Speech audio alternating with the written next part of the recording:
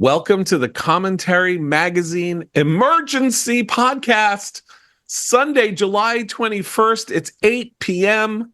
We have gathered for the reason that you know, and by we, I mean Executive Editor Abe Greenwald. Hi, Abe. Hi, John. Washington Commentary columnist Matthew Continetti. Hi, Matt. You're so excited. I'm so excited. You can't even pronounce my name. I'm so excited. Hello, John. Continetti. Media commentary columnist Christine Rosen. Hi, Christine. Hi, John. And our senior editor, Seth Mandel. Hi, Seth. Hi, John. I am John Podhoretz, the editor of Commentary, and Joe Biden has dropped out of the presidential race here on the 21st of July, 107 days before the election. And you know, I guess everybody kind of knew it had to happen, right? It had to happen because he was as bad and as bad shape as everybody said. And I thought it was going to happen because I thought that his COVID claim was a little, that it was a good way to get back to Delaware to kind of prepare himself to exit the race. Maybe not. Maybe I'm wrong. Maybe I'm being unfair. They needed another 4 days of badgering him before he would finally do what he did. The analogies of Shakespearean analogies have flown fast and furious. I myself compared him to Paul Scofield's performance in King Lear the other day, but I think pretty much what we have here is Chuck Schumer, Nancy Pelosi, and others serving collectively as Brutus and Cassius, and they're stabbing him in the back and they're stabbing him in the front, and he's gone. Biden gone. So Matt Continetti, you actually made a policy and political point.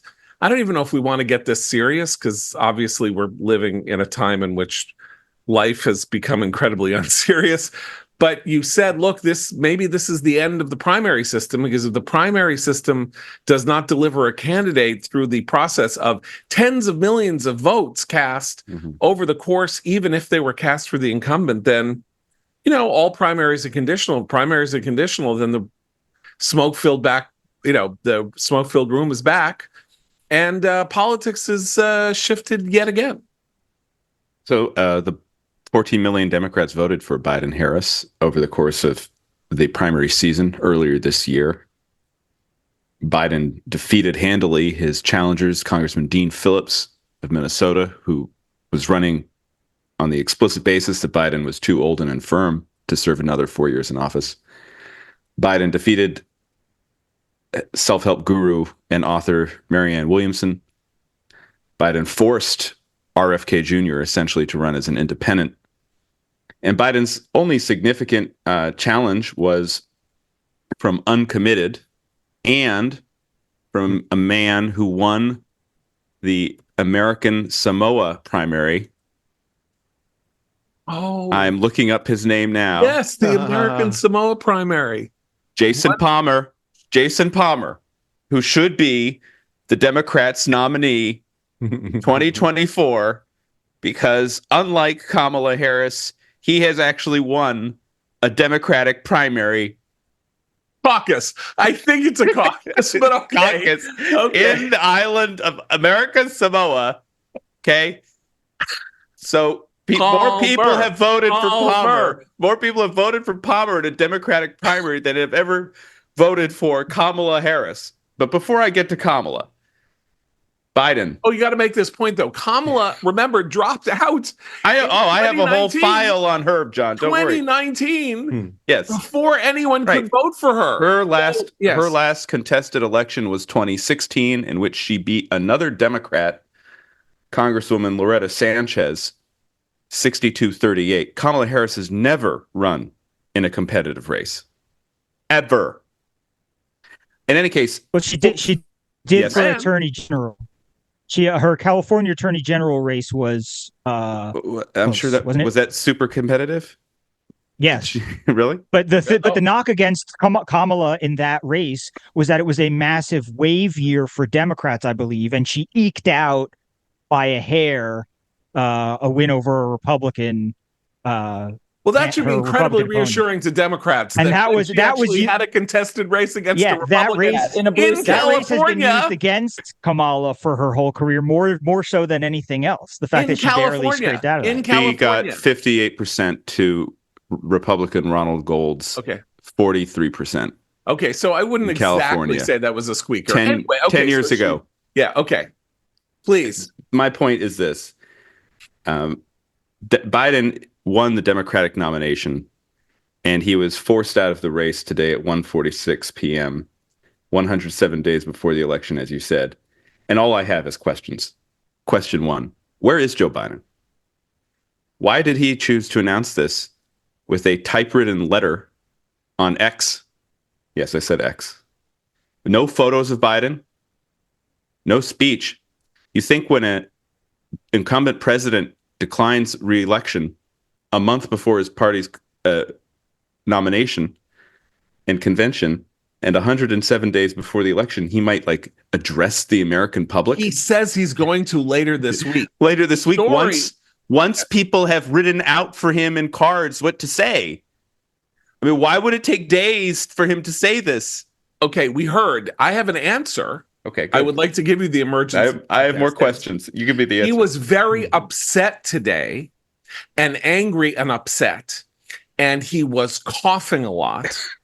He was coughing. So that means the COVID is real. That's what I'm just saying. No, because he goes like 50 times a minute, like before he had COVID. Right. If you remember the debates, he was going 50 times a minute. So he was not in an emotional place to give the speech because he had been coughing.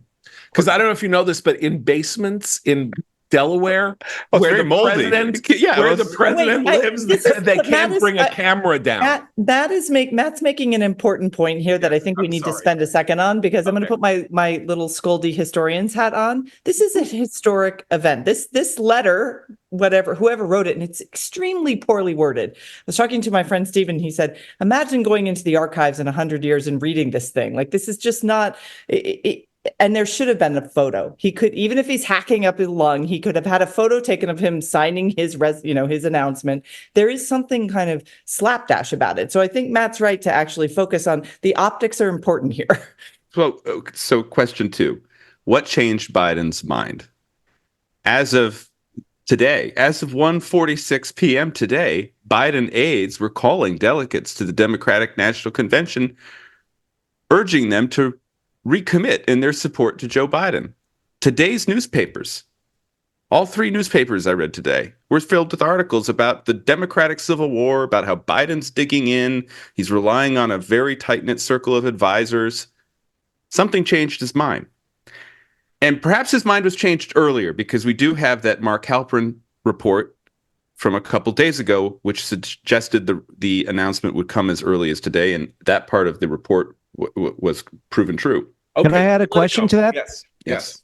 If that's so, if the change was a certainty as of a few days ago, why were there Biden tweets yesterday talking about how he was going to beat Donald Trump?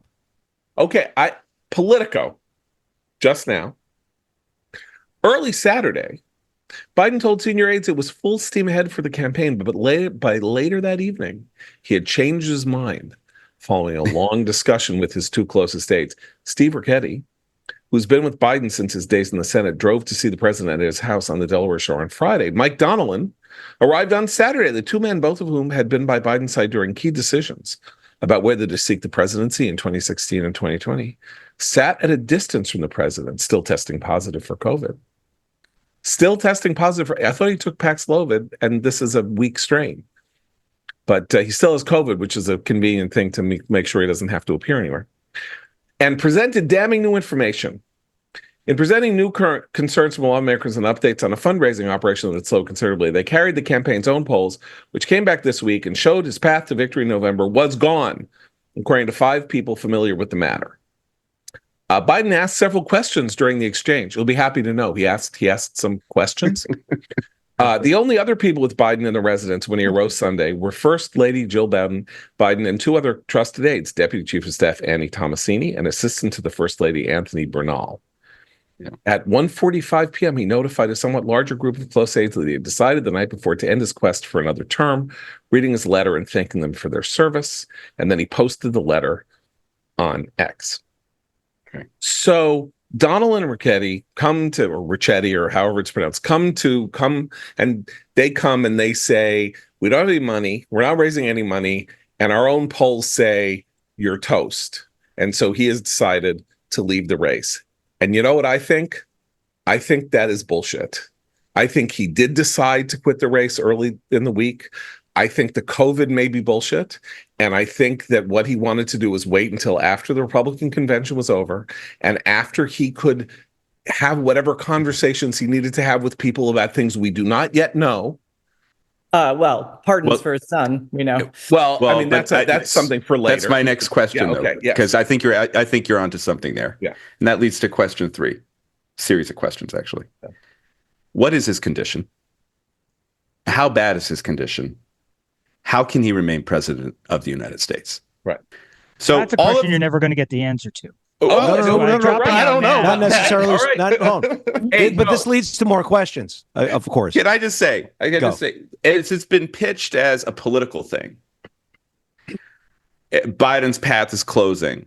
Biden is running behind. When, in fact, as we've been saying on the podcast since the debate, the polls aren't that bad. There's a scenario in which you could see him making a comeback.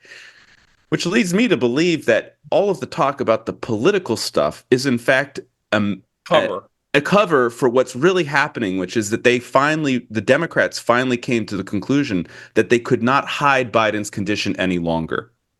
And that perhaps if they had not had the debate, or if he had they came to that conclusion by pushing him out on to do it. Go out there and talk to people. No. I think they weren't really trying to hide the after the debate. That's the dam broke loose, because after the debate, all the statements were he's got to prove that he can go out in public or resign. Seth, whatever. We have to define who the they, because there are different theys here. Well, the members of people in Congress, for the most part, were some members of Congress the debate were but there were some members. Prove you can do it, or don't do it. But then there were donors, and then there were commentators on Twitter saying, what he really needs to do is get out there. And he got out there a little bit, and every single time he got out there, it was bad. It was really bad. It was worse than we realized, because the commentariat and the media they wanted you to know that it was bad because they were already in the process of making their own emotional transition to the idea that he had to be toast.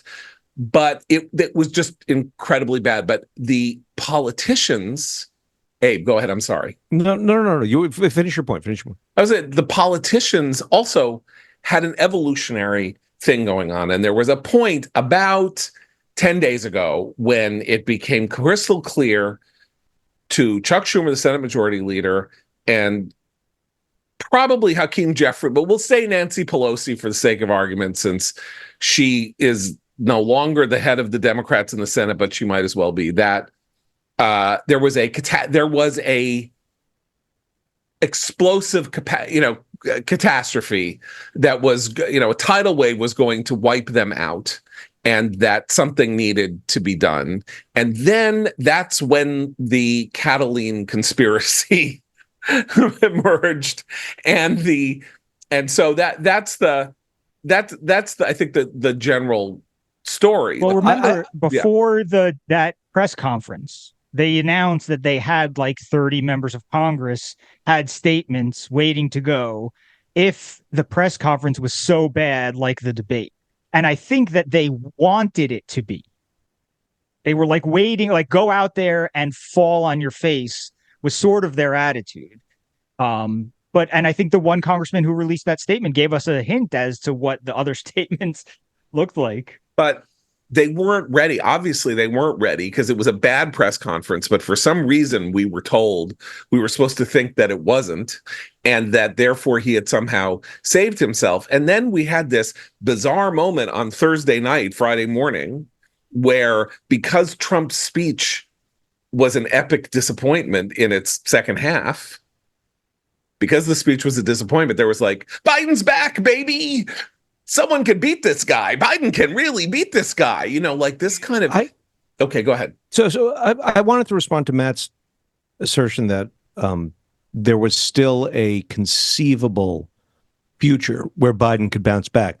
I actually don't think that's true. I agree that mathematically he wasn't as buried as one would think, given his performance, given his follow-up performances that were supposed to dispel those who were worried about the debate performance. But I think it became clear that his trajectory was just straight down. I don't think there was actually any bouncing back. And that to me is when the swarm just kept building and building and building. I do think it's about losing. Regarding what condition he has, Neon Taster, Noam Bloom, floated this idea on Twitter, which I think is interesting, that when Biden gives his actual address on this, he will announce some sort of illness. I don't know that that's true. It wasn't based on it. It was a theory. That's why it had to be COVID. I keep saying that. This is important because this is where what's happening right now as we are talking is the memory holing of everything about Biden's current condition, which speaks to Matt's question. Can he be the president right now? I don't think he should. He should be resigning. But this hero narrative, what an American hero. He's already been compared to George Washington. Look at what he's giving up for the sake of his country. This is a concerted effort to distance not only Biden and everyone around him from the choices they've made in covering up his condition, but to distance Kamala. If she's going to be she's been covering this up too. So I think that this man has not had a cabinet meeting since last October. I was just watching in the montages during the television news conference this afternoon. They had video of Biden really since beginning of June, his Normandy trip. And one clip I had never really seen before. It was a shot of him during the Juneteenth celebrations when everyone was singing and dancing. I'd seen snippets of it, but in this case, I had seen kind of the look on his face, but this time I was looking at his hands. His hands were frozen in place, and he didn't move his fingers for the length of the clip. And then we think about after that first statement he made in the wake of the Trump assassination attempt, where he moved from the podium, from the lectern, and almost looked like Montgomery Burns. Again, the hands were frozen. There's something wrong with the president of the United States. Right. There's something very wrong. And that's a scandal. And so I don't think it's just going to be memory hold. And especially if he remains in office. You have him in 6 months. Are we just not going to see the president for the next 6 months? I mean, I think Democrats are going to, in return for him stepping down, do their absolute damnedest to circle the wagons on that and give him what they will say is some sort of respectful or dignified send-off. I would think that they are going to say, look, it's over. He's stepping down, blah, blah, blah, and try to run out the clock on him. Okay, but I think that Christine... And it's a presidential election those 4 months. That's what people pay attention to. You too, Christine and Seth. I love you. You're wonderful. You think the best, and you're. We're about to be insulted. I am not insulting you. I think that you do not appreciate the depth of the cynicism into which the Democratic Party has, the Democratic Party has now embraced. Oh, I was embracing that. They're going to step down. Memory hole all of this. No. Or they're going to, because they're not going to memory hole it, and they're not going to circle the wagons. Let's see Obama has not endorsed Kamala. That's talk about. What they're trying to do is shove Kamala down the throats of Democrats. What they know is that it will be better for Kamala to be the incumbent president as she runs. Oh, you're saying they still want him to step? They're going to push for him to step down. So. I am saying that there is going to be insta polling over the course of the next 2 or 3 days, where people are going to be asking these questions, and stuff is going to start coming out, and the dam is going to break because he is done. That would be good for the country. Then that would be a good thing. Okay, here's a complication. Don't Democrats lose out if it becomes clear that there's been a cover up? Look, in the piece that I wrote last, I'm not talking about the cover up. up. Okay. But I'm saying if we learn that he's really sick and he really can't function, then we have just learned that they've been hiding. I don't know whoever they is. I mean, not necessarily Nancy Pelosi, but there's been a White House cover up of how bad it's been, and the only question is how bad has it been? And I think that they would worry that would be an albatross around Kamala's neck. We have she comes from this White House. We have a problem with the pronoun because we don't know who they are. There are 5 or 6 different theys, and he has a Praetorian Guard in the White House. Christine, you just said he hasn't had a cabinet meeting since October. The only people that I know for a certainty have seen Biden, aside from us on television and stuff, are Joe and Mika 3 months ago, because they saw him and said, he was like playing 4-dimensional chess. He's such a genius. I can't keep up with him. The brain power, the incredible brain power. Meanwhile, no one in his cabinet has seen him. He's behind doors. Hunter is sleeping in his bedroom on the Europe trip. Why do you think Hunter is sleeping in the bedroom on his European trip? Because he can't get out of bed by himself. And what it could be is Jill and Hunter and Donnellan and everybody who is named in this story, they are the conspiracy that has kept Biden's condition. And people have been lying about having seen him because nobody's seen him. This is again, I'm going to the depths of cynicism. And that family doctor who's close friends, Kevin O'Connor. Yes. So Okay. where's the two complication with yes. Biden's resignation, however, which is, that would elevate Kamala Harris to the presidency. Kamala Harris would then have to choose a vice president. Now, the vice president has to be agreed to, assented to, by both chambers of Congress. It's not an ambassadorship. It is not a judgeship. It is both chambers of Congress. And it just seems very unlikely to me that the Republican House would approve a vice president in the next 4 months without any concessions from to say nothing of the fact that puts Republicans one step closer in the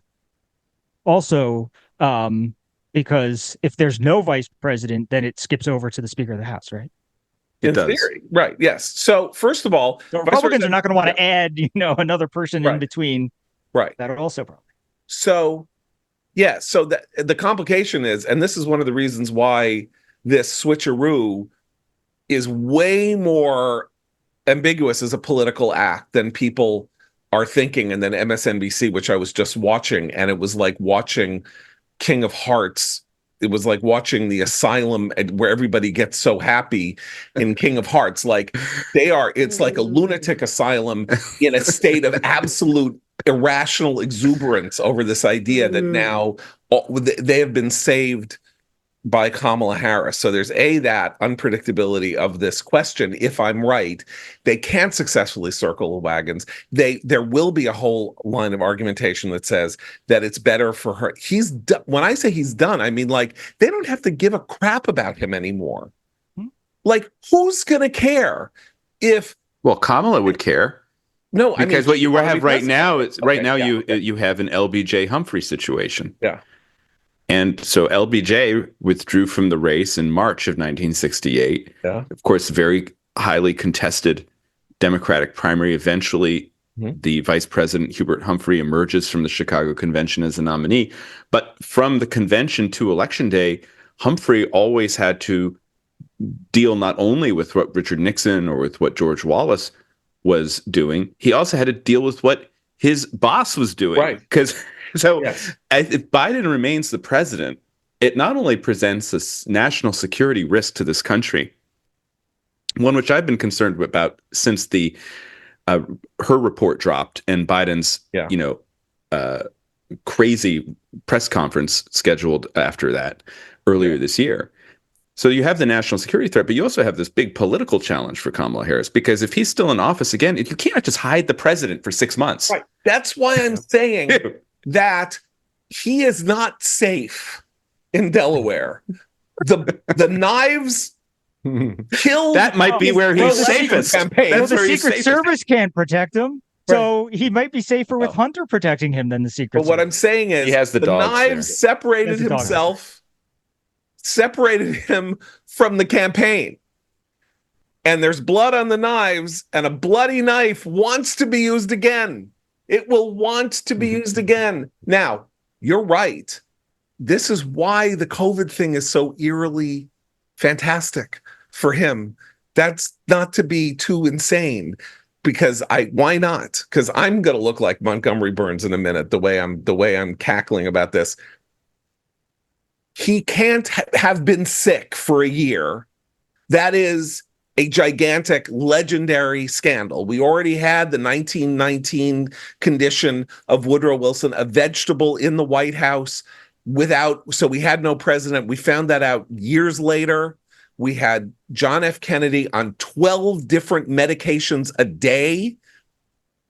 Have you ever read about Kennedy's medications? He had Addison's disease, and he was basically addicted to uppers and downers, and no one knew, right? So we have medical condition things. This is why the 25th Amendment exists, because of these prior scandals. It will be an impossible thing if it emerges. So if he got the disease last week, that has made him infirm, and he says, which is what I thought he might do today, I have to drop out because this COVID has really knocked the stuffings out of me, and we don't have a choice. We need to get ourselves to victory so that Donald Trump doesn't destroy our democracy. So I'm going to I'm not only am I stepping down as president, but I'm also going to step down. I mean, not only is quitting the race, I also step down from the presidency. Then you can circle the wagons around him. But no, if he says that, right, it is such a thin defense that the full scandal comes out. Okay, so if he says that this is because I got my second case of COVID, and I was walking around without a mask when I had it, and then this knocked me out of the race. Then everyone begins to dig deeper. Okay, so how does somebody get COVID when they're in the situation Joe Biden is in, where nobody ever sees them anyway? Who do you get COVID from? Got to be a family member. Hunter? Did Hunter finish him off? Well, if Hunter gave somebody COVID, that's the least thing Hunter's ever given anybody as a disease. But not to go to a strange place. But I do want to. Should we talk about Pelosi and Obama? Should we talk about the agents? Talk about Obama. Yes. I don't think we're done yet with that. We're not done with Biden. Abe has more questions. Yes. Abe has more questions. Yeah. Well, this isn't really a question. It's something I want to talk about. If we just imagine that there's a smoothed over world where Kamala now replaces Biden. Yeah. Okay. Somehow. As president, you're saying? No. Okay. Candidate. It's a new race for Trump. It's harder. I think it's harder because even though, as Matt says, there was a conceivable bounce back for Biden, I don't think I think his trajectory was straight down. Right. Kamala has room. She's terrible as a communicator. Her positives are way below water, and her negatives, and so on. She has room to create something. Well, he had no room. I think that's why you see the kumbayas coming from MSNBC, because the race to define Kamala Harris is on. She enters this race for the Democratic nomination with a 38% approval rating.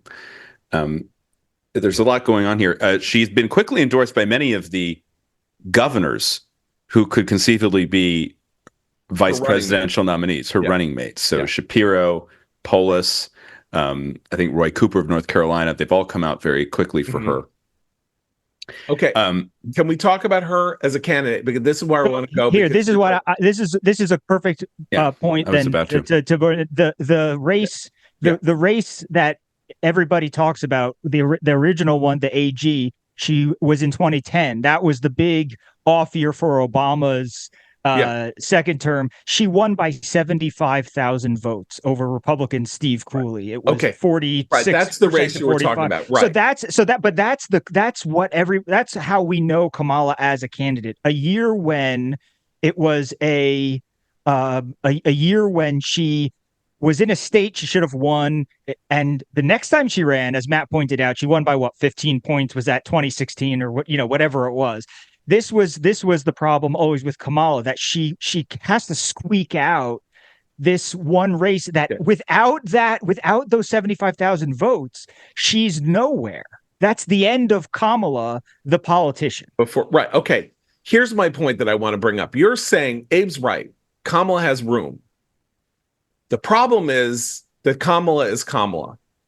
My friend Michael Dougherty just sent me something he found on Twitter, a quote that I was unaware of, but it is a perfect crystallization of why, as I say in a piece that's right now up at Commentary, she is not the solution, may not be the solution to that. She may be the trolley problem. She, in her own person, is the trolley problem. Everything that we are citing here is almost like trolley problem stuff, which is that everything that you can see, every path that you're talking about goes to scandal, conspiracy, trouble, instability, everything like that. But this is also who Kamala is. So here is a quote from Kamala, March 1st, 2022, right after Russia invades Ukraine. And she is the vice president of the United States. And here is what she says to an audience. So Ukraine is a country in Europe. It exists next to another country called Russia. Mm-hmm. Russia is a bigger country. Russia is a powerful country. Russia decided to invade a smaller country called Ukraine. So basically, that's wrong. It's like an episode of Blue's Clues. What is she saying? I mean, individually, every statement was correct.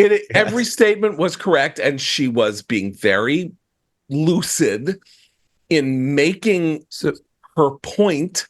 And this person is going to go up against and a very highly problematic speaker, but like, she is like a nursery school teacher talking to Americans, right?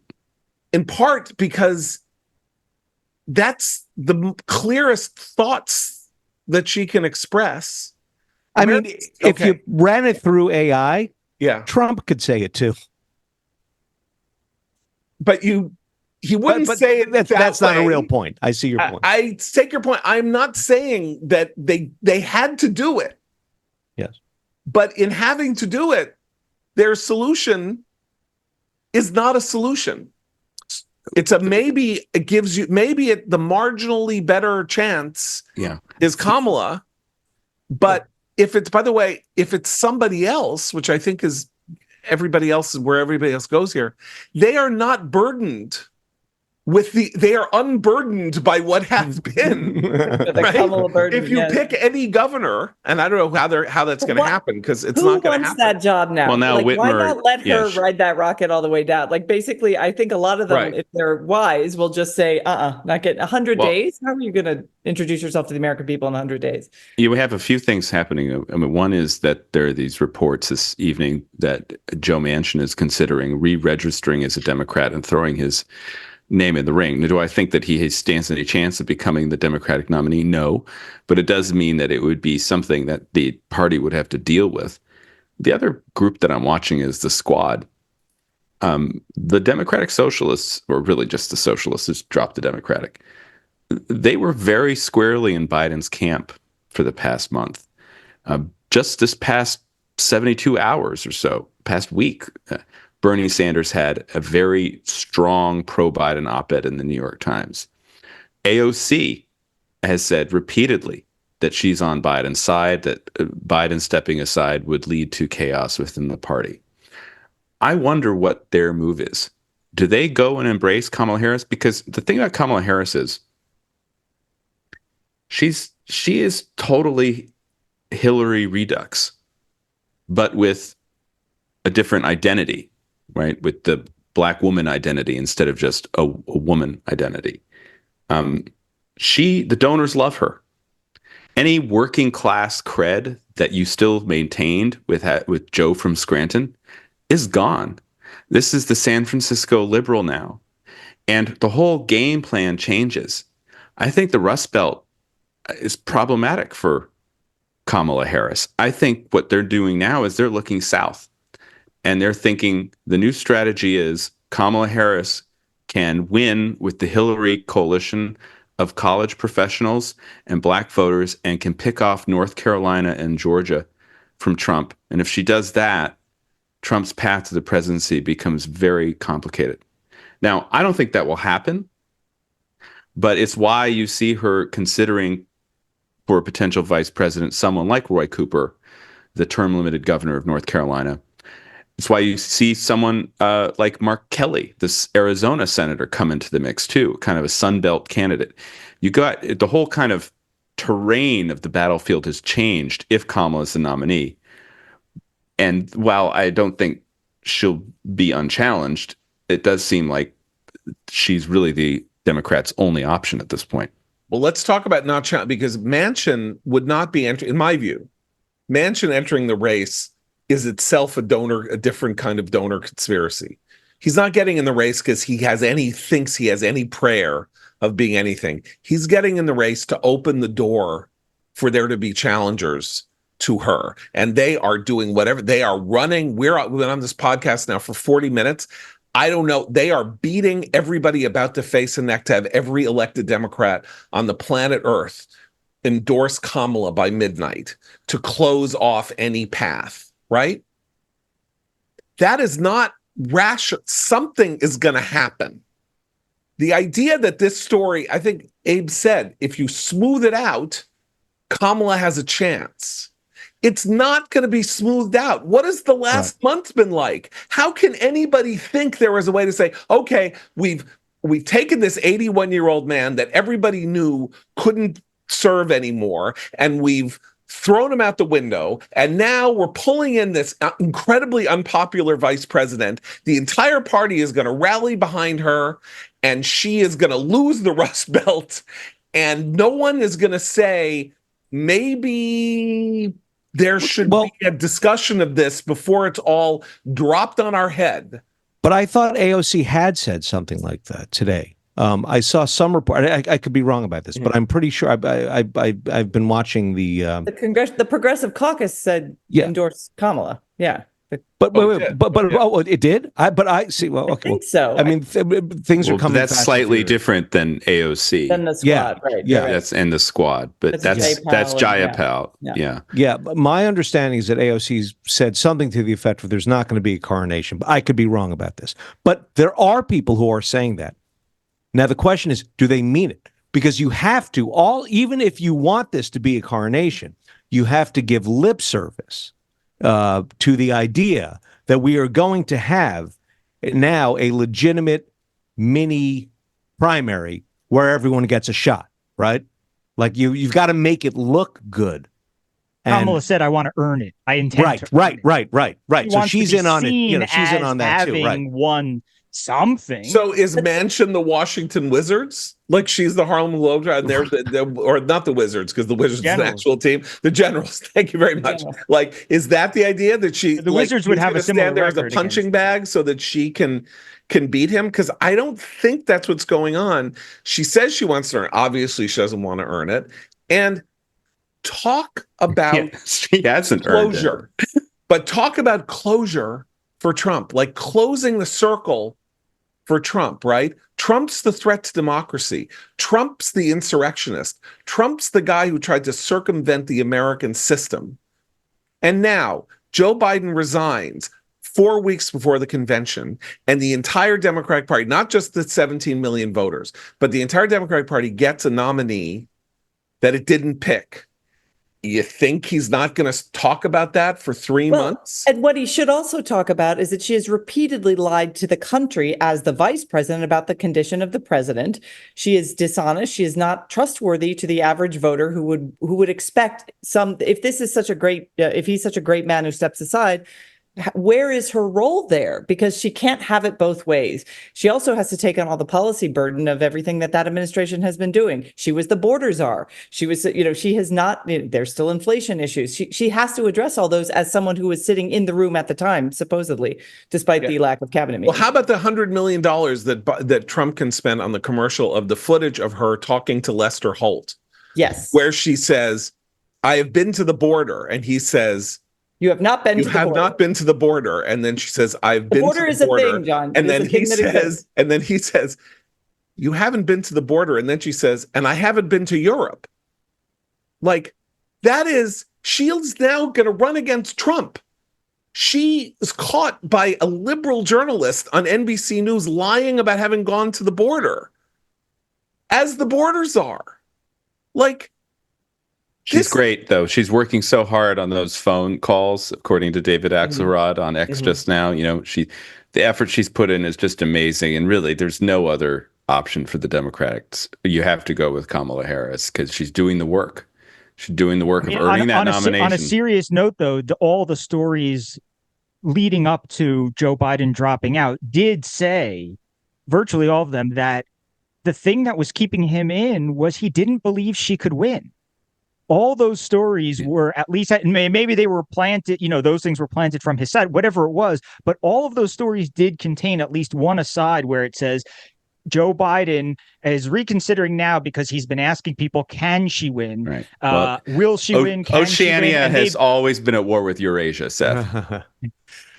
I mean, that is an important, right. So what I looked at, you're mentioning the Oceania, we have always been at war with East Asia, right? I was thinking about East Asia. I was thinking about the movie, The Death of Stalin. So in the movie, The Death of Stalin, which is an extraordinary work of satire, the Stalin's dead and everybody's discussing what's going to happen. And there's a whole plot within a plot. One of the leaders, played by Michael Palin, has had a wife who was arrested and sent to the Gulag. And he's still in the inner circle, but his wife, for being was sent to the Gulag. And he is sitting in a room, and someone says, well, what about your wife? And he's like, that whore, she is a disgusting, I hope that she's dead, and I'm glad she's dead. She deserves to be dead. And then, as part of this conspiracy, she is brought in the room, and he says, oh, my darling, it's wonderful to see you. You look so well. I'm so relieved to see that you're well. She heard him from the doorway. We heard all these people saying that Biden was okay, including Kamala Harris, 17 seconds before he quit and said, I can't serve. No, well, we heard Biden is okay and Kamala is bad. And now it's Biden is bad and Kamala is okay. Mm-hmm. And how dare you question Kamala? Yeah. I mean, that's the new thing that's the new thing is that for the next 4 months, if she's a nominee, any single criticism of Kamala Harris will be interpreted by Democrats and the media as misogynist or racist. It already started with Karen Finney on CNN this afternoon. That will be, but that only reinforces to me the Hillary Clinton parallel and the tremendous mistake the Democrats made with Clinton's campaign messaging in 2016 by choosing the campaign of identity to go up against Donald Trump, who was promoting this campaign of class-based economic nationalism and populism. So I agree with you, John. I don't think it puts them in any better of position. And it will be funny to see how the Democrats respond if the polls really don't move at all between now and the convention. Well, AOC has endorsed her. So that she did endorse her. She did? Yeah, while we were recording, she came out and was like, yes, she has my full endorsement. So there you go. We got the squad. She's dwindling so people understand Trump is more popular than Kamala Harris. Kamala Harris in 538s, polls, mix of everything. So I'm not picking real clear politics because I'm going with the liberal, right? So 38.6. Trump is at 41.4 and rising. He is rising. He is more popular than Kamala Harris is right now. Now, maybe she'll get a bump. Just people will be interested. They'll say they like her. I kind of don't think so because though she is not that well known. She's the third most well-known politician in the country, right? Behind Trump and currently functioning politician, Probably. right? So it's not like she's an unknown. I bet you people will go into the polls on November and they still think that Joe Biden is the nominee. Right, yeah. People are not going to pay too much Where's attention. Biden? Where's Biden? Yeah, I thought I was voting for Biden. Yeah. Here's why Kamala Harris is going to be the nominee. One word: abortion. If you look back at Democrats' reaction to the debate, yes, Biden's condition was apparent and it was shocking to the world.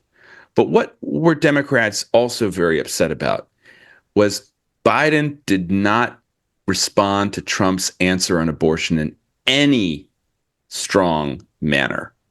And you saw on X all of these posts saying he let Trump get away with his lies on abortion.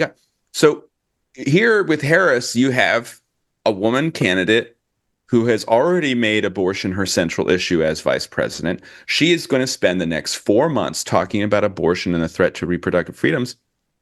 And as the kitchen cabinet at Casa Continetti pointed out 45 minutes ago, I bet you by the time we get to November, Trump will be proactively pro-choice because he doesn't care. Yeah. He clearly doesn't care. And he's already moved the party away from its pro-life position. So he'll probably just come and say, it's just like he threw Project 2025 over the bus during his rally in Michigan on Saturday night, where he said, "Oh, they're extreme." Just like you have the extreme left, they are the extreme right. If they attack it with abortion, he'll just say, "No, we'll leave it up to the states." We're all stuck in the middle with Donald, right? I mean, I just center. think that's kind of the appeal in the head of Democratic strategists right now. Is obviously she's. As a black candidate, she identifies with the African American community, and so you can make the appeal to reclaim some lost ground with black voters. She's a woman candidate, so you can try to play that card as well, especially with abortion. But if that's the only option, you're in big trouble. I mean, think about it, Seth. Yeah, the 2010 race. Why was it so close? Or what does it mean that it was so close? It means that a lot of Hispanic Americans did not want to vote for Kamala Harris when she was first there, and they still don't want to. Right. And it's black men that we've seen migrate towards Trump recently. Right. So is Harris going to bring them back? Enthusiastic about Kamala either. Yeah. So, and she is not African American, I believe. She's Jamaican. She's Jamaican, and her mother's Indian. So so she, sort of like. No, I mean, I guess Obama was literally African Now, can we talk about Obama? So this is our transition to Obama, who I believe is behind all of this. Yes. Because we had the Europe trip at the beginning of June, and we saw Biden looking confused repeatedly throughout that trip. And we began to have reports from people who were around him during the trip saying he's not the same person. Okay. But then we had the fundraiser in Los Angeles later in the month where Obama took Biden's hand and led him off stage. Yeah. Now, this is another piece of video I've been studying very closely today in the hours since the announcement. I don't think there was any real reason Obama had to do that. If you look at the video, Biden's standing there and he's kind of enjoying the applause. Like, what does he have, a bus to catch? Right? I mean, like, he's the president of the United States. It's a fundraiser. They just raised $40 million, I think it was. But Obama took his hand and leads him like a puppy off the stage. And I think that was Obama's signal that it's time to get a new candidate in there. Okay? Did I just blow your mind, John? I am enjoying this so much. I don't even care if it's true. I don't even care if you're right. It's too good to check. Every theory is now credible. That is the problem with what has happened here, is there is no incredible theory. By the way, you know who was the luckiest person on the face of the earth today? The director of the Secret Service, who is due to testify tomorrow. I don't know about that. I'm going to push back on that because I think that the House GOP Oversight Committee should, because this is actually part of Biden world incompetence, of which Kamala is a part, and of which Jill Biden obviously, played a big role as well. But if they actually will, our good friend Jim Meggs wrote a good piece in City Journal, kind of breaking down all of the things that might have happened with the Secret Service failure. They should just absolutely hammer that failure, because her incompetence every time she opens her mouth is symbolic of the incompetence. I am not saying they shouldn't, and I'm sure they will. What I'm saying is that would have been the big story tomorrow. Right. Particularly since somebody told the Washington Post that the supposedly conspiratorial argument being advanced in the Federalist by Sean Davis hours after the shooting, that the Secret Service had denied Donald Trump requested Secret Service protection and had been doing so for 2 years, and which the Secret Service's spokesman said was a lie, and a horrible, slanderous, monstrous lie, was true. It is true that for the last 2 years, the Secret Service has rejected and refused requests to protect Donald Trump in the way in which Donald Trump requested protection. And that we know that this was a failure of imagination, and what happened in Butler was a failure of organization and too many cooks and all of that. That was not going to be the story. And the reason that that story was released over the weekend was so that it could be public, so that Cheadle would not do something that would end up getting her sent to jail, because she would have to perjure herself, because they would ask her the question, and she would either at that hearing have to say, yes, I didn't do the code red. I didn't do what I was, I didn't protect him, and then he was shot. Or she would have to say that, which would be like, it would be a crazy moment, or she would have had to lie. And in lying would have ended up perjuring herself before Congress and ending up in jail. That's why I say she's the luckiest person, because all this is going to happen, but it's no longer the story of the day, the Secret Service story, because of Kamala becoming. I get what you're saying. Brennan and Clapper perjured themselves. They're still doing their thing on CNN. The luckiest person in America today is Kamala Harris. Yep. Okay, fair enough. Honestly, I know. If we had this conversation a day ago, I would say the luckiest person in America is Donald Trump. And he's still really, really lucky. Yeah. But you just think about Kamala Harris. She's now the presumptive Democratic nominee, in my view. Yeah. And no Democrat has ever voted for her in a primary. Right. Who is she? Who is this person? She had one, as Nikki Haley put it in the RNC. She is Chauncey Gardner. She had one job. Border czar. It's awful. 10 million people.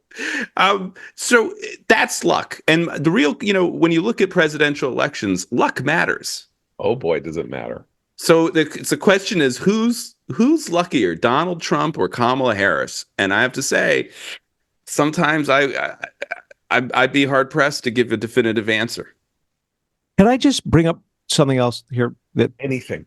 This whole line that, if you've been watching CNN and MSNBC tonight, that Joe Biden is a hero, is a selfless hero. Nauseating. It's nauseating. Not only is it nauseating and ridiculous and not borne out by the facts of the situation, it's going out on a limb, because as we dig into this, as things unfold over this next week, he's going to look less and less heroic here, as are all those who were boosting him up until he tweeted out that he was dropping. Yeah, and 24 hours ago, he was isolated and paranoid. And now he's the best president of our lifetimes. George Washington. When did we reach that conclusion? Why was I not consulted on that question? Because I would register a dissent on the statement that Joe Biden is the best president of my lifetime. The best reaction was Joe Biden's in for a really unpleasant surprise when he wakes up tomorrow morning and realizes he had the last person that I recall being called the best president of my lifetime at the moment at which his career had come to its final end was in the wake of the death of George H.W. Bush, who suddenly having been a failed president, having been a failed president who got 38% of the vote after having gotten 54% of the vote in the previous election, was being hailed by liberal historians and people of the center as the best president. But look, even with of my HW, life. you could make the case, and I think a pretty strong case, that he oversaw the peaceful resolution to the Cold War, the unification of Germany, right? He did see Operation Desert Storm. Now, look, they're real.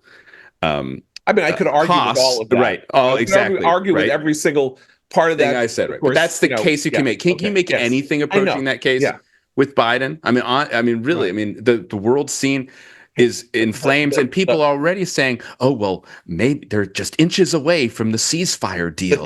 The CHIPS Act. No, he's a fable of political vanity. That's what the history By the books way, we haven't even talked this week. Maybe it happened on Friday, so that's why we haven't talked this week. And again, this is stuff that Kamala, as I think you guys have all said, Kamala is going to have to defend, even though it wasn't the record of the administration. Right, I mean, the thing that Antony I said Blinken last week, I put two things in a piece about a week ago or whenever it was. One was that the Germans had this Olaf Scholz, the German chancellor, had an event on the sidelines of the G7 with for Biden in 2022, and they made it early in the day or in the evening so that he could actually come, and he still didn't come. He had to go to sleep, and Blinken came in his stead. That was 2022. Right, he stood up the German chancellor in 2022 at the G7. The other thing in that piece was the New York Times story that the White House has been essentially writing the scripts of those media interviews, especially every radio and podcast interview he's ever done, apparently, it seems. But the Time story says that they use that script going back 2 years. So those are two things that were happening in 2022. Right. When he became president, 2021. And in 2022, his staff was writing the scripts for his interactions with the cabinet and the media, and he was falling asleep on the German chancellor. He's going to have 3 out of the 4 years of his. It's going to turn out that 3 of the 4 years of his administration were full of this stuff. Policy-wise, the Secretary of State went to the Aspen Security Forum this week. And he said that Iran was 1 to 2 weeks away from breakout. Right. He said that Iran, a country that Joe Biden basically handed or released $150 billion to, is now a nuclear power in all but name. And then 3 days later, the Houthis launch a drone that approaches Tel Aviv from the Mediterranean. Mm-hmm. Iranian-made drone. An Iranian-made drone aimed at the U.S. consulate that used to be the embassy. How do we know that it was aimed at the consulate? Because it flew over the consulate. It was just a little too high, and it hit a building 50 feet behind the consulate. And it flew 17 hours and 1,600 miles. So Iran and the United States... are all of these people praising Kamala Harris to the skies? Do they have any idea of how she's going to talk about all of this? That's the important thing, because you're talking about how she's the luckiest person on the face of the earth. And I'm saying that Trump is less lucky because Biden was obviously somebody who could not contest with him in any way except through intermediaries, and she is going to have to. But it's not just his policies and the things that she has done. She is bad at this. We watched her for a year in 2019, which was not that long ago. We watched her run for president and get this one moment in the course of the debates where she shamed Joe Biden from the left, claiming that he was some kind of segregationist because he had misgivings about busing, and that she had been bused in Oakland and busing was great and he was bad. And then everyone was like, she is going to be president.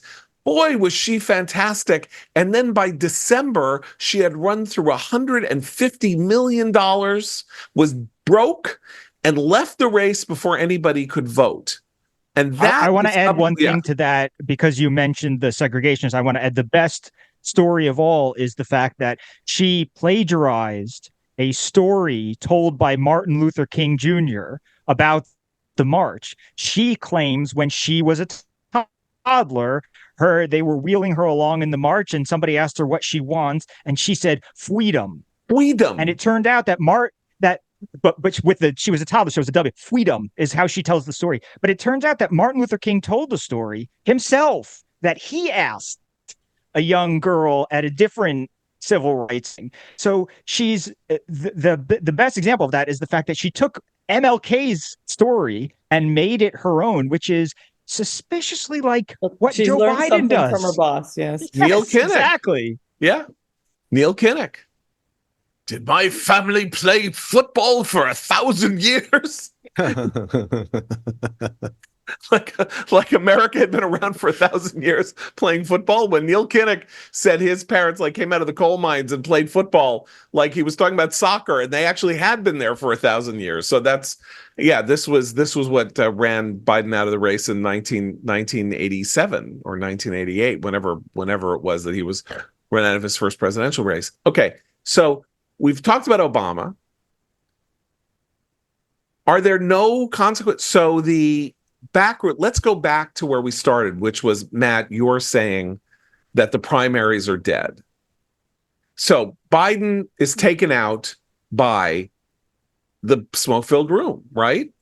Donors, we don't know who they are. Dark donors.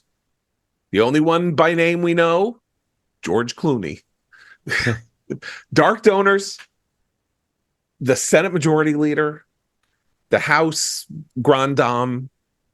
Yeah, really, Pelosi. Other people. Right. That's what I mean. The House and Obama. That's what I don't know what you would call her. She's the House Dowager Mother. She's like the Maggie Smith of Downton Abbey in the House. No, she's the character from Game of Thrones. Diana Rigg. Right. Yeah, Diana Rigg. Yeah. Tell her. Joe, I did it. I want her to know it was me. Yeah, I want Joe to know it was. I mean, she's manipulating everything. I mean, it really makes you wonder. I mean, the classic political science text on primaries was the party decides. But when I write my book, it's going to be Pelosi decides. She decided. She decided Biden can't be the nominee. And look at what's happened. He's not going to be the nominee. And I think Obama had a huge hand in this. I think an important article in retrospect will be, I think it was the Washington Post that reported that 48 hours ago, Obama was signaling to his allies that it may be time for Biden to leave. Mm-hmm. Another kind of smoke signal that he put up along with when he led Biden off the stage. And then the George Clooney thing, remember, because Clooney's op-ed, it came out that he had run the op-ed by Obama, and Obama did not tell him to not publish it. So it was actually written by William Ayers. It was written by William Ayers. It was a very well-written op-ed. Gave it to Clooney. I studied it. I can't believe there's not more conspiracies along the lines of George Clooney's wife writes, some ICC opinion that gets Israel in trouble. Yeah. Biden is pro-Israel, and then George Clooney comes out. Well, can we talk about Kamala and Israel? Because I'm worried. If you thought, please, let's go. If you thought Biden was bad, Harris? I don't know if she's good. She stands every chance of being much worse on Israel than Biden. And her stepdaughter was raising money for pro-Hamas groups immediately in the aftermath of October 7th. So and she's been giving these interviews to left-wing outlets like Rolling Stone and The Nation, where she's just bending over backwards in order to appease their pro-Hamas sympathies. Right. And we need to. She said about the protesters, they showed what the human emotion should be. Yes. Okay. Yeah. Here's the thing, because 107 days. Now she has to respond to every single thing that happens in America and the world for the next 107 days. She doesn't get to pick and choose. She's the Democratic nominee for the presidency, let's assume. And excuse me, I cursed at the beginning. I'm going back. Shit is about to go down in the United States. Everyone should rewatch Veep this weekend. Campuses are coming back. Students are coming back to campus. There are going to be encampments. There are going to be protests. We don't know what's going to go on at the Democratic convention. They're all back. They're all coming back. She has to respond.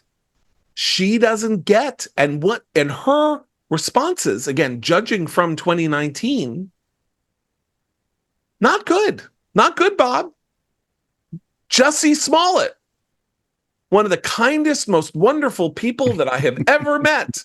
Well, it was a modern day lynching. What was done to him? What was a modern day lynching? They called it a lynching. Yeah, a modern day lynching. Like her gut impulses. She is from a political world that is more left wing than any major political figure, including Obama, has ever emerged from. She bathed in it. She's drenched in it. It's all she knows. Well, she doesn't know. Okay. Look, I mean, it's a different type of left-wingery, right? I mean, it's the school of Willie Brown, not the school of William Ayers. It's the school of the Hollywood. It's not the school of Rashid Khalidi and Edward Said. So that might be our saving grace. David Montel Williams. It's a cultural, it's San Francisco cultural liberalism. It's not Obama's ideology of anti-Westernism, right? I mean, so, but that's what makes her more like Hillary, minus the hawkishness, and so she's just so used to maneuvering in these corridors where kind of the most respectable left-wing opinion is unquestioned, that she just has no ability to respond when challenged. And that's when she starts cooking up the word salad. And the corridors have changed, we should say, because the corridors in Hillary's time were aligned along, Israel is our ally type stuff. Hillary was asked, a couple months ago, and she said, well, I just think these protesters don't know they don't know history. That's what she said. They don't know history. She still talks that way. Those corridors, and she was bad on Israel too. But the grammar, way back when. And the corridors now are, these sort of like these dark money, 501s that have the three, as Danny Pletka wrote in commentary recently, as she talked about the way that they sort of sprinkle the money from on high to these subgroups in the progressive world. And the people at the top of those are the people who were in the corridors, who once upon a time were in the corridors with Hillary and did see a difference between Israel and Hamas. And now they're the reason that SJP, Students for Justice in Palestine, are getting money on campus. Right. This is why, if we really did want a choice between two pro-Israel candidates, we have to have Senator John Fetterman enter the race for the Democratic nomination in 2024. He has not said anything. Yes, he has. He said one thing that Selena Zito's reporting. He said, this great, wonderful family man. Right. They threw him out the window. Angry. That's what Selena is reporting. They threw him out the window, and that scumbag, Bob Menendez, is still in the Senate, is what he said. Fetterman's line is, I'm all in with Biden, and I don't hold with these Spare conspiracies. me. He is the one guy who is like, I mean, I know, as I said on Twitter, like my adoration for him is now verging on the unhealthy. He is like the one Democrat who is talking talkless here. He is saying they pushed Biden. What they're doing to him is immoral. He's our guy, and they just stabbed him in the back and threw him out the window. And where's anybody talking about the convicted felon who is still sitting in the Senate next to me? Kind of amazing. That would be an exciting convention. That would be a choice, not an echo. Fetterman versus Harris. Because otherwise, we're doomed. Well, I said it on Friday, I think, and it bears repeating if we're talking about Israel, that worries about Israel and Trump emerged and Jews emerged in 2015 when this world of internet anti-Semitism attached itself to Trump, started going at people like Ben Shapiro and to a lesser and Seth's wife, Bethany Mandel, and to a lesser extent, me and other Jews, and like disgusting, foul, horrible stuff. And then we're like, Trump is kind of bad news, right? And then he becomes president and he does the Abraham Accords, he moves the embassy, cancels the Iran deal, all of that. And then last week was the most Zionist event in American history, the Republican Convention of 2024. There has never been anything like it. There has never been an event outside of the Jewish world remotely comparable to this event in terms of its open advocacy for Israel, support for the hostages, speeches again and again and again and again. And that contrast with Kamala, depending on where Kamala goes, is interesting. It's not really a voting issue for many people, but I think the general tenor of the world, she has not been tested as a person who has to talk about foreign policy. I don't even know if foreign policy came up in the debates in which she participated in 2019. And I don't remember what happened between her and Pence in all I remember from that debate was the fly on Pence's head. So I don't remember what went on there. She is going to have to talk about Ukraine. She's going to have to talk about China. She's going to have to talk about Israel. Their stuff is happening this week. Bibi is coming to Washington to give a speech on Wednesday. He was supposed to meet Biden. Is he going to meet Biden? Does it matter? Is Biden going to be in Washington? Well, he can't now because Biden will give him COVID. And John, by the way, Bibi very, very COVID cautious.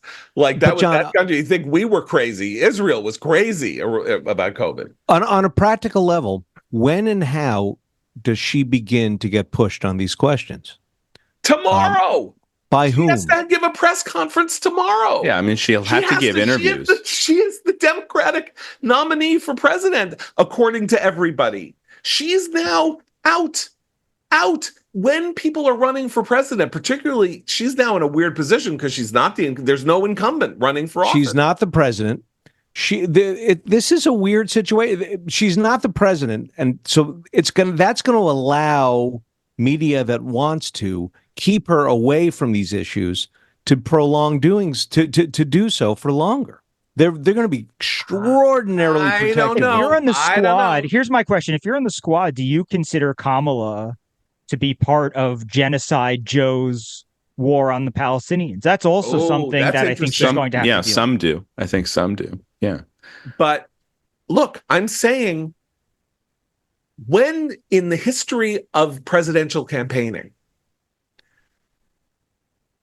we didn't have 2020 normal, but in presidential campaigning years, the presidential candidate goes out every single day and does an event somewhere. And there's a pool of reporters and they follow. They're on the plane. They go with them. They're out. They're here. They're there.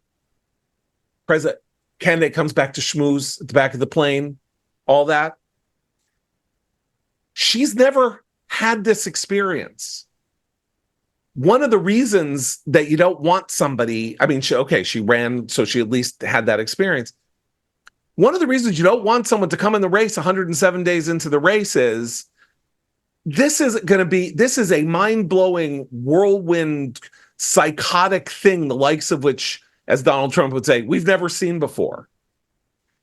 And she has no margin for error. It's the original welcome to the NFL moment, right? Yeah. When it speeds up to a speed you didn't imagine was possible.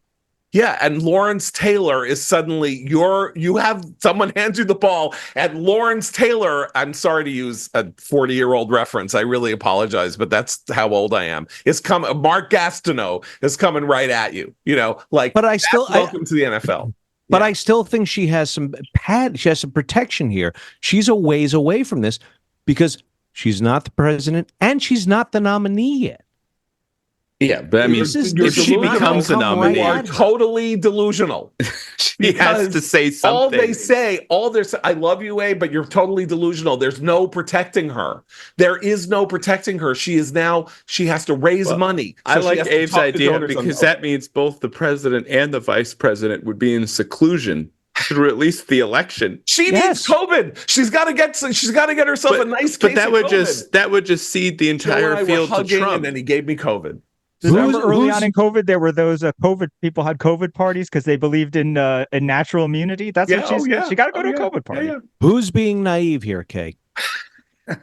There is every reason to think that they can prolong exposing her to these kinds of questions. But here's the only problem and with the your theory. that I mean, by the way, is the liberal media. What your theory rests on is the idea that simple inertia will carry her to victory, but that's not the case because as we've discussed, not to she victory. has right. But so that's why she has to get out there. Is my point.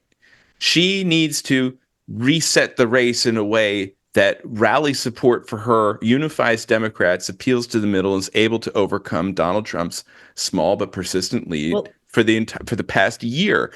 And so, an only way to do that is to get out there somehow. And this is her ultimate problem because the reboots of Kamala, we've had several. She's like really glitchy software. She's always being updated. Now she has to lead her own reboot. And the more we hear from her, I think I speak now in the royal we the American voter, the less people tend to like her. Here's what she has to do this week. Follow me here. She's got to pick a vice president. She's got to pick a running mate. Maybe she says, I'll wait till the convention. I don't think she can wait till the convention if she's locking the party down. She needs to double time lock the party down. That vice president has to make a speech. She has to make a speech. She has to make a speech tomorrow.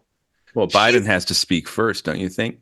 I don't know. He has nothing on his schedule for the next 2 days. He's out. Nothing for 2 days. So we're just going to stand around with a new candidate running for president of the Democratic Party who is like, I'm sorry, I can't say anything right now. I'm too busy. Yeah, who will get the exclusive? I'm assembling my team, and but talk to Doug. Doug, it's really good. He's about to release an just got over COVID report.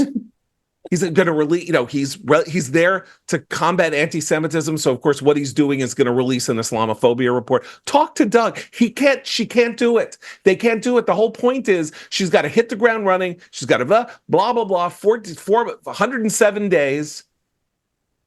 The minute that she looks cautious or frightened or worried about making a mistake with the press and not getting interviewed, not sitting down with the New York Times that hated that Joe Biden wouldn't sit down with them and all of that, it's like chum in the water. I know they want to protect her. You're right that they'll want to protect her. But it's like chum in the water. And Trump is going to stand there every 5 minutes and go, where is she? You know what I'll do? I'll talk 3 hours every day about everything. Where is she? Well, I love how where is she? Where's 24 hours ago, all the stories were Republicans are overconfident. And now I open up X or I go on MSNBC and Democrats are like, we have this in the bag. We're all set now that Kamala is going to be on the top of the ticket. I mean, I think our point here is that there's still a lot of campaign left. And what did the Democrats do? They pushed out the only person who's ever beat Donald Trump. And they're consolidating behind an unpopular woman candidate.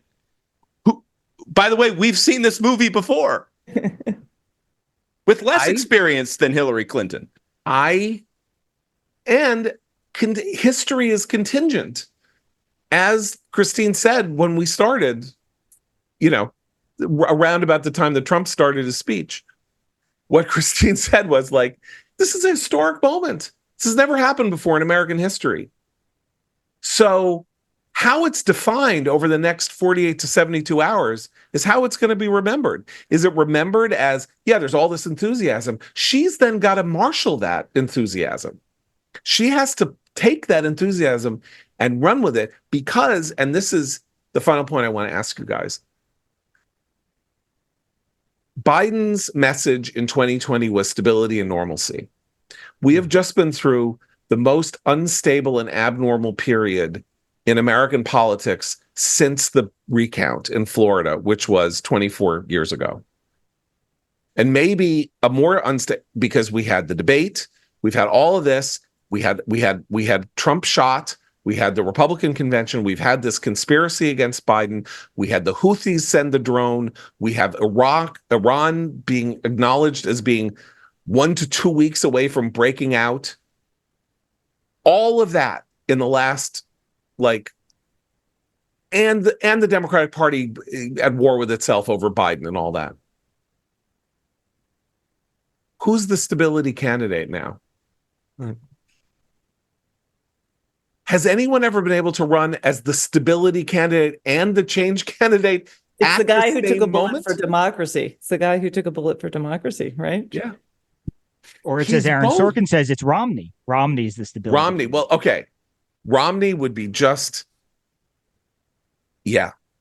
Well, just shows crack is a drug that lasts a long time in the system.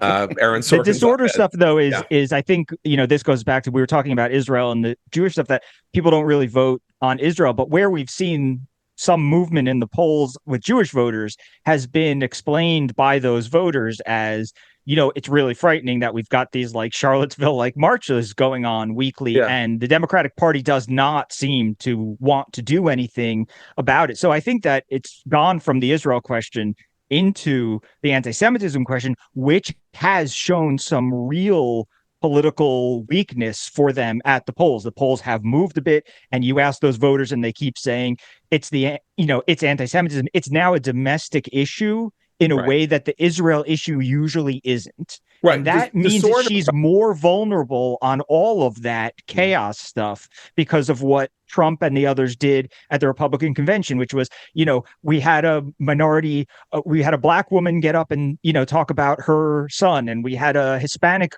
woman get up and talk about her son, what happened to her son. And we had, a Jewish kid at Harvard. And we had Israeli parents, saying Tehillim in Hebrew on, at the thing. So that was the basic, you're making a face. I'm making a face because I have a bulletin coming across here. Frank Biden, the president's brother, told CBS News the following: the president's health absolutely played a major role in his decision to drop out, and insinuates his brother may not have that much longer to live. Quote, "I will have him back to enjoy whatever time we have left," says Frank Biden. Yeah, but they're going to smear Frank as an alcoholic, right? Neon Taser had it. He's right. Noam is right. Noam, I'm so proud. I'm so proud of him. Too. As I've said many times, it's my nephew. What are you proud for? What Ben Shapiro's father has to say? Ben Shapiro's father and my nephew are the same person. Anyway, well, I think this is okay. So this is when I say history is contingent. So now he's out, and maybe there is going to be a massive scandal about who covered up what. And then who cares whether Kamala Harris is the nominee? I mean, what? So she can't be the nominee then because she participated in the cover up, or she can't. And then she's running, and then Trump just says, "You covered this up." And this is where we close the circle. I wanted to talk about this thing because Trump says, they say Trump is a threat to democracy. Trump is the threat to democracy, and he did January, the insurrection and all of this. And who staged the coup in the United States that actually got a president out of office? Now, he's not out of office yet, but effectively, in case he could win who? Was it Donald Trump and the 1,200 schleps who smashed into the Capitol and did disgraceful things, and so many of them are now in jail? Never got anywhere near Mike Pence and they succeeded. Trump couldn't overturn one election, but Pelosi just overturned how many primary elections 50, they had? 57. 57 primary. Yeah. So they're better at it. Yeah. That's why I think we return to Matt's central point, which is that the nominee of the Democratic Party should be Mr. Palmer from American Samoa, the only other man, the only other one to win a delegate. And he didn't do it by spending $1 billion. probably which is give what Trump Michael a good Bloomberg Hung out on the did to beach get with some American friends. Samoa. I don't know He much didn't about go in him. person either. He wasn't he the one who did it via Zoom? No one's seen him. No one's met him. Well, He did. He won that like via Zoom or something. we Well, can he introduce could him be to Frank America. Yeah. Okay. Yeah. So closing the circle, muddying their best issue. Isn't that their best issue aside from abortion? Right? Trump, the threat to democracy, January 6th, people hated that. It was all this. Well, it wasn't really working because in recent polls, people are believe Biden is the bigger threat to democracy. Right. So we'll see if they carry Yeah. I carry think that over was, to Kamala. That was just a species of when you don't like someone and they ask you questions about him, you say he's not good on anything. But I'm just saying like that was a legitimate, serious issue to adjudicate against Trump and the Republican Party that supported him and said the election was rigged, tried to do January 6th and all of this. And then they literally take out their own nominee in a coup. I'll just say there's this GW historian Al Lichtman who's been around forever and wrote this book, The 13 Keys to the Presidency, and he's been very adamant over the past month that the Democrats have to rally behind Biden because the incumbency advantage is one of his keys to the presidency, and to give that up, Professor Lichtman says, seriously endangers the Democrats' chances. And even as recently as the other day, Professor Lichtman was touting a communication from Ron Klain, the former chief of staff, saying that Biden is in, the 13 keys are safe. Well, not so much anymore, but I think it's worth just spending a moment thinking about this. The 2024 election is now an open race. Open races do kind of favor the out party. And it's an open race with an asterisk because the out party's nominee has been president before. So the message is, and the in party's nominee hasn't ever been voted for. Hasn't done anything. They got to ask your friend from GW who has the key. Maybe Trump who holds the key to incumbency. Now he does. Now he does for sure. Right. That's it. So he's the stability, change, and incumbency candidate. You have to just. Those are keys, man. You have to wonder, Senator Fetterman and Professor Lichtman. You know what? Maybe they will turn out to be right. You know what Democrats' strongest issue now is? Age. That Trump is so old. That's the funny thing. That's what I saw. That's what I saw. That's coming, man. When I turned on MSNBC. I got to tell you, they're on MSNBC right before me. Rachel Maddow in the center, Nicole Wallace on the left, Jen Psaki on the right. And then Joy Reid came in, and Joy Reid, as is her wont, monologized. And what did they talk about? Trump's age. He's old. He can't control himself. He can't contain himself. It's like talking to an old, addled man. Doesn't have any self-control. He's old. Very old. Now, I enjoy this. Like, I like when people are shameless and play politics shamelessly and see what sticks. Throw something against the wall and see what sticks. But I mean, come on. That is not good. I mean, you can't. I'm sorry. They ran the oldest guy ever in 2020 and voted for him, and they can't say that Trump is too old. I mean, they can say whatever they want to say. But, Kamala is, 56? Is that right? So, yeah, she's pretty young. It's good. Congratulations. That's really great. So the best tweet, by the way, was somebody, a professor or somebody put up a tweet that said that Donald Trump is the oldest presidential nominee in history. He's the oldest and person. She's 59. She's 59. She will turn 60 in October. Because Biden what a party wasn't that nominated. can have. So because Biden wasn't nominated. So he tweeted that Donald Trump is now officially the oldest person to be nominated by a major party in the history of this country. That's smart. Because Biden didn't stick in until he was technically nominated.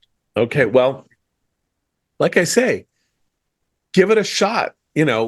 Basically all they can do now is give it a shot. And 100 days, just Abe, I want to go back to this question of whether you actually think that Kamala can be protected from being the nominee of the Democratic Party. How can they protect her? Okay. Today is July 21st. Yes. Give me your predictions on the date that Kamala first has to face all of the tough questions that you articulated earlier about foreign policy, about Israel, about Russia, about the border, everything. When does I'm gonna that spot you a couple? I'm going to spot Yeah. you a couple of days. Okay. Because of this question of when Biden is going to speak before the nation and whether or not for some insane reason somehow the country stops and freezes in place with no news about anything until he speaks, and then she has to give a speech and she has to give a press conference. It's never been done before that there wasn't a press conference like that. She has to appear before the press. Now, that doesn't have to happen necessarily with a press con. It doesn't have to do a press conference, though. That She doesn't have to take questions. She has to make a statement. Conference. She has to do that. Okay, How can you run for president with and so not here's do my that? question. So Yeah. you tell me the date when she faces the tough questions. Thursday. No, If I'm Biden's with Abe. speaking She's on gonna get Wednesday, so many I would say flattering after the pieces, convention. You I know, would- to come I out would- to lay the narrative down. But after maybe the two- convention. Okay, well, Right. look, because it's not quite certain she'll be the nominee. Right. So there's going Right. to be a few they're days going to here. be gentle. Will with other her, people yeah. come out? She's going to lay low. Biden isn't going to talk until later in the week. So yeah, there's going to be a few days here. I get that, but once she is the nominee of the Democratic Party, for her to just retreat, that defeats the whole purpose of nominating her. The whole purpose of nominating her is to have a candidate who can go out there, who can give rallies and who can give speeches and talk to people without Democrats, holding on for dear life at every utterance. The real test will be, what does she say? And of course, it will be a test for the media as well. And what the media's incentives will be to boost her for sure. But there are always moments where you will have reporters test her, like, when George W. Bush was asked who the president of Pakistan is, right? I mean, there will be something like that will come out, and I don't know if she'll be able to handle it. She won't be able to handle it when it happens. I'm just saying it's not going to happen for much longer than we think. There are 25 days until the convention begins. Right. Well, that's what I was saying. It begins 3.5 weeks from now. We'll definitely have to do an interview with the she's- ticket. If she picks somebody, then they'll have to do a side-by-side interview. I mean, like, she's got to talk to the press. you're turning red. Where am I taking Doesn't crazy have to. pills? She doesn't have to. She doesn't have to. Uncharted Okay. waters All here. right. Yeah. All She right. so has to. It is the thing with Biden was so unnatural that it caused the predicate to everything that's happened But the now. press went along with it, John. Why wouldn't they do the same with Yeah. her? They completely caved to his. Well, they went weird, along with you know, it. They went along with it until Biden stepped on that storyline, and then it became clear that he couldn't win that way. And I think that's what works against Kamala, is that she's not starting the race. I mean, maybe we'll see a poll tomorrow that, she gets a nominee bump, even though she's not technically the nominee. But we talked about her numbers earlier. She's starting from behind. So she also needs to make something happen, because she can't be in prevent defense. What they were doing with Biden was, his numbers are pretty good. Let's put him in prevent defense and make sure nothing happens. But if Kamala's got like a 38% approval rating or something, and she's unknown, I don't think she can afford to hide for very long, because she's the one who has to change the dynamic of the race. Also, by the way, I just want to say, Okay. the press feels terrible that they failed to fully protect Biden. They are not going to let that happen again with Kamala. Now they know their remit. They've got to do a much better job this time round, and they will. In 1984, not to be old man John again, In 1984, Walter Mondale picked the first female vice presidential candidate for president, Geraldine Ferraro. And Geraldine Ferraro was introduced to America. And there, at her first big press conference, there was a guy, and his name was Greg Forrestal, and he worked for the Wall Street Journal editorial page. And he started asking her about her husband and sweetheart deals and her son and his conviction or problems that she had with her son had with drugs. And the press corps booed Greg. They booed him. He was booed by the press corps at the press conference, because this was the historic introduction of the first female New York vice presidential nominee. That could happen. And she never recovered. She was a net negative for the ticket. Her performance in the debate against George H.W. Bush, the vice president, was the people who were saying Kamala Harris is a great nominee for the Democrats are the people who said we had to shut down all the schools, who said that COVID was a natural occurrence from the weird creature in the wet market. The same people who said everything was fine with Biden. The same. I mean, the line cannot be taken seriously, and typically Americans outside the Beltway and the media have a very different view of these things than people inside the Beltway and the media. Okay, second final question then is, let's go to Trump and how Trump is going to handle this new rival. So Tim Alberta, very proud of his reporting in this big piece he did for The Atlantic about Chris LaCivita and Susie Wiles, says, ooh, this is bad for Trump. Because, they've just been preparing to run against Biden. You have no idea how much their race against Biden is about. The race to win is about Biden. And now that's been taken away from, it's really bad. Really? I mean, come on. So give it like 5 seconds of oppo, right?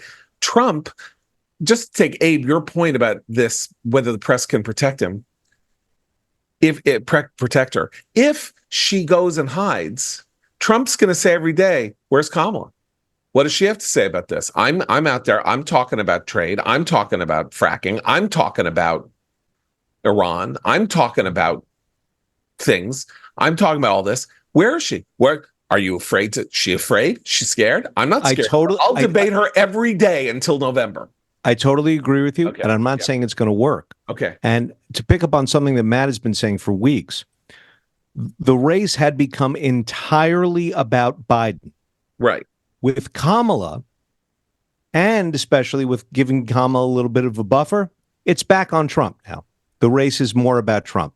Oh, that's a different race for him. That can't be true, because nobody knows anything about her, and she's the new thing. The new thing is the new thing. That's sort of the new thing. She's also been vice president for. I also want to push back on the idea that people don't know who the vice president is. I want to push back on the idea that the Trump campaign was so Biden soul focused that they can't come out of it, because when last week, when Joe Biden was still saying he was running, Kamala Harris said, let's do VP debates. The Trump campaign put out the following statement: we don't know who the Democrat nominee for vice president is going to be, so we can't lock in a date before their convention. To do so would be unfair to Gavin Newsom, J.B. Pritzker, Gretchen Whitmer, or whoever Kamala Harris picks as her running mate. That was 4 days ago. Okay? 4 days before Joe Biden announced he was dropping out of the race. The Trump campaign's response to a VP debate was, well, Kamala's going to be the nominee, so how can we agree to a vice presidential debate when we don't know who the vice president is going to be? So I really don't think it's true that they've been so tunnel vision focused on Biden. I think that they've had them both in their sights, and they've been making jokes like this about, Biden can't do it. It's got to be Kamala and whatever. And I don't think people interpret it as, that the Trump campaign is blindsided. They have $800 zillion The RNC now has like $950 squillion. The last 2 months have seen astounding fundraising totals for the Trump campaign and for the RNC. They are going to hit her with an avalanche of oppo across the country, as Trump would say, like you've never seen before. No one has ever seen anything like this before. People say it's the most amazing thing they've ever seen. But you know what? Target of opportunity. Biden was one that old, right? Kamala just like have anyway. She's the novelty. I just want to say one thing about that. Two things. One is I'm not saying it's going to work for Kamala. I don't think it's going to work. Okay. But it's not so much that Trump and his campaign has been so focused on Biden that now they're all discombobulated. The country has been focused on Biden up until now. He's now out. If he's out, the country's not focused on Biden. They may be focused on the cover-up of Biden, and that's a problem. But there is an opportunity to get back to focusing on Trump, his threat to democracy, his legal cases, his this, his that. But this is why what Biden has done over the last year and a half is so destructive to his own party, and why it is so destructive to our democracy that this man who is incapable of being president stayed in the race and was protected in this regard. Because had he stepped aside, this race could have been 90% about Trump, because whoever was running, and Trump could have, targeted, isolated, would have been, whoever the nominee was. But the whole point of the Democratic Party would have been, you cannot let this guy back in the House. And now it's Trump saying, it's the same house. Kamala's the same house. She lives in the same house as Joe Biden. She's just young and kind of stupid, younger and kind of stupid, says dumb things, and you don't like her. And so Biden had the best shot that he could have given his party would have been to allow there to have been a primary that he was not involved in, so that the race could have been a way of rejecting Donald Trump, the way I think the American people probably would have liked to reject Donald Trump, who, though he is more popular than he has ever been, has a popularity rating of 41.2%. He is not popular. He is beatable in some universe. I don't think it's probably not this universe. In a many world situation in which Biden left the stage when he should have left the stage, we would be talking about something else. Now he's left the stage with his own person probably succeeding him with 100 days to make the race about Trump, when the first 60 days of the race are going to be entirely about her. And I want to finish this point because that's why I go to the conventions and the disorder and the stuff on campuses. It doesn't matter what Biden says anymore. He's president, but he's the lamest of lame ducks and maybe a completely, non-compos mentis if he stays president and he isn't forced out and she becomes the incumbent president. She has to respond to the disorder and decay and the lawlessness. That he succeeded in avoiding that, because the issue was there were two issues going on at the same time: the war and this. The war is largely over, it appears, in Israel. Maybe they'll start up in Lebanon now. That'll be really great for her if she opposes a war that a Democratic ally is fighting against, literally an Iranian terrorist group that is on Israel's border, that is, has no first separation. Her first briefing on Lebanon is just going to be absolutely So I don't know.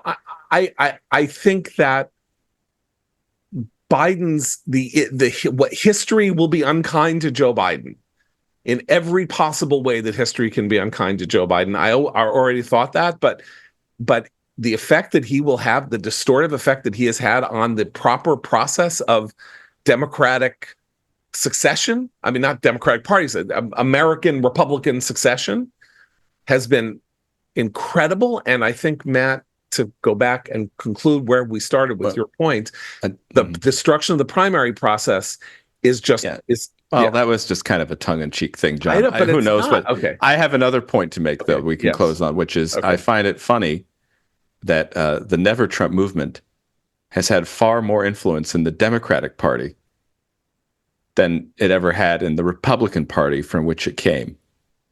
That's going full circle in a way. I've never done this before. She used to work with us, but I have to end on a funny note. And the funny note involves Jennifer Rubin, former writer for commentary. I can't help myself. I have abjured and denied not talking about her and saying anything critical about her. But I can't help myself because it's time for, speaking of never Trumpers and people who've changed their political spots and everything, to talk about a Jennifer Rubin tweet. And we will end with this. It's Hunter Biden issued a statement about his father, which I think is really great of him to issue a statement about his father, because, he is a convicted felon.